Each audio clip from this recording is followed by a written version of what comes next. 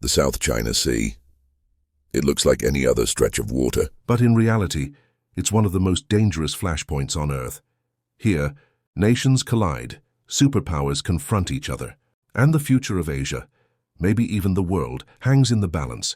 Why it matters? This is no ordinary sea. The South China Sea is a crossroads of global trade, energy, and security. Beneath its waters are vast reserves of untapped oil and natural gas. Some estimates suggest as much as 11 billion barrels of oil and 190 trillion cubic feet of natural gas. For energy-hungry nations, these resources are nothing short of a treasure chest. Above the surface, this sea becomes a highway of the world economy. Every single year, nearly $3.5 trillion worth of goods passes through these waters.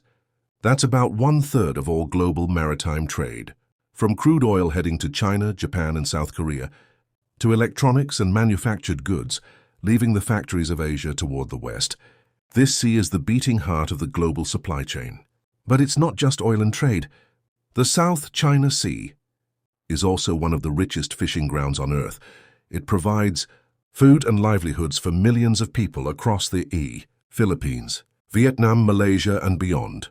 As fish stocks in other parts of the world decline, competition here grows fiercer and often violent. So the stakes are massive.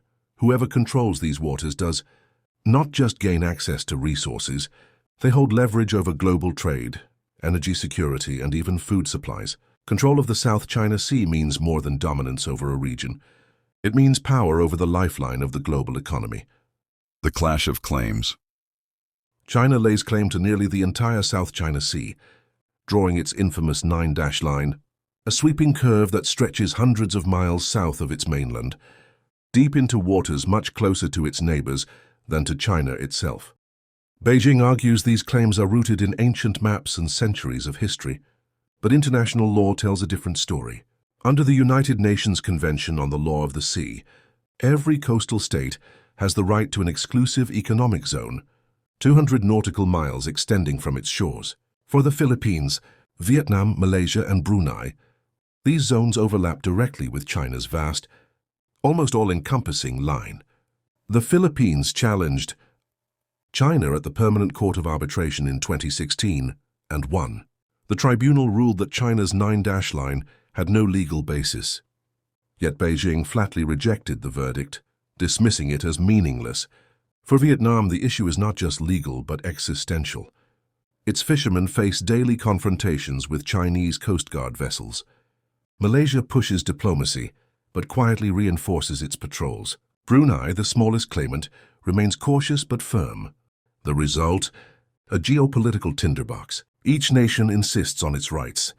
China continues to expand its presence, and every encounter at sea, a fishing boat chased, a Coast Guard vessel rammed, a military jet buzzing overhead, carries the risk of sparking a wider conflict.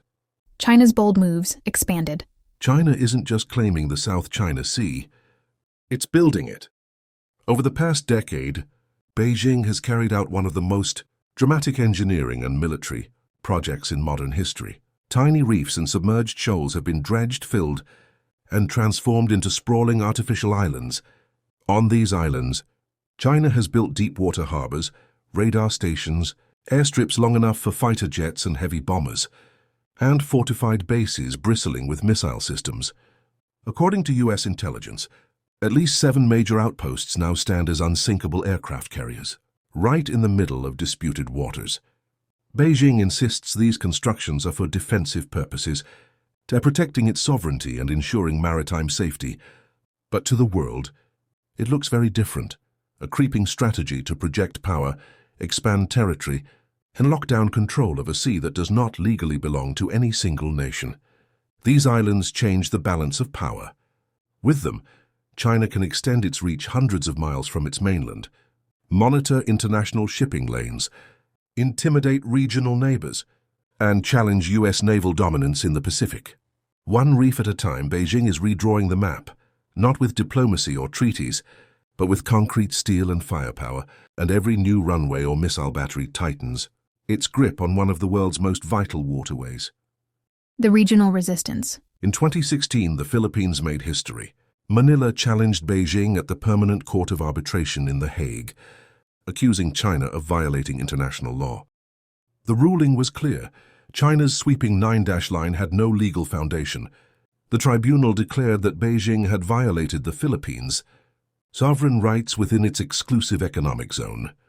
It was a landmark victory, not just for the Philippines, but for every smaller nation resisting China's claims. But Beijing simply dismissed the verdict, calling it nothing more than a scrap of paper. For China, power on the ground or in the water mattered more than rulings on paper. Vietnam, with its long history of clashes with China, has taken a different path. It is rapidly expanding and modernizing its navy and coast guard, preparing for the possibility of confrontation. Its fishermen, often harassed or even rammed by Chinese vessels, have become symbols of national resistance. Anti-China protests regularly erupt in Vietnamese cities, showing how deeply this dispute touches the national soul. Malaysia, in contrast, takes a quieter route. While its leaders avoid direct confrontation, they file diplomatic protests and strengthen ties with both the US and regional partners. For Kuala Lumpur, the strategy is to defend its rights without provoking a direct showdown with Beijing. Yet despite their different strategies, court cases, naval build-ups, or diplomacy, these nations face the same sobering reality. China's presence is growing stronger every year. Its coast guard is the largest in the world. Its navy now larger than America's by sheer numbers, and its artificial islands extend its reach deep into contested waters. The question for Southeast Asia is no longer whether China will press its claims, but how far its neighbors are willing to go to resist. Enter the United States. It claims no territory in the South China Sea, yet it refuses to let any single power dominate these waters. Washington openly rejects China's sweeping 9-line, pointing to international law and the 2016 Hague Tribunal, which ruled Beijing's claims had no legal basis. To back these principles, the U.S. Navy conducts regular freedom of navigation operations, sailing near the Spratlys, the Paracels, and Scarborough Shoal to challenge what it calls unlawful maritime claims. Beyond symbolic patrols, Washington reinforces its commitments through the 1951 Mutual Defense Treaty with the Philippines, pledging to defend Philippine vessels and forces if attacked, even in contested waters. Its military footprint is also expanding. Under the Enhanced Defense Cooperation Agreement, American forces now have access to key Philippine bases from Palawan to Cagayan, while U.S. Coast Guard cutters patrol alongside their Philippine counterparts to counter gray zone tactics. At the same time, initiatives like the Indo-Pacific Partnership for Maritime Domain Awareness, launched with allies, provide Southeast Asian states with real-time tracking of vessels to expose illegal fishing and coercive maneuvers. Add to this trilateral patrols with Japan and Australia, and the strategy becomes clear. Keep the sea lanes open, knit alliances tighter, and deny China uncontested hegemony. For Washington, this is more than a regional dispute. It's a test of whether the rules of the international order or raw power will shape the future of the Indo-Pacific. This isn't just a regional conflict. The South China Sea is a global fault line, a place where law, power, and identity collide. On one side stands international law, embodied in treaties like the United Nations Convention on the Law of the Sea, and rulings such as the 2016 Hague Tribunal, which affirm that no single nation can claim these waters.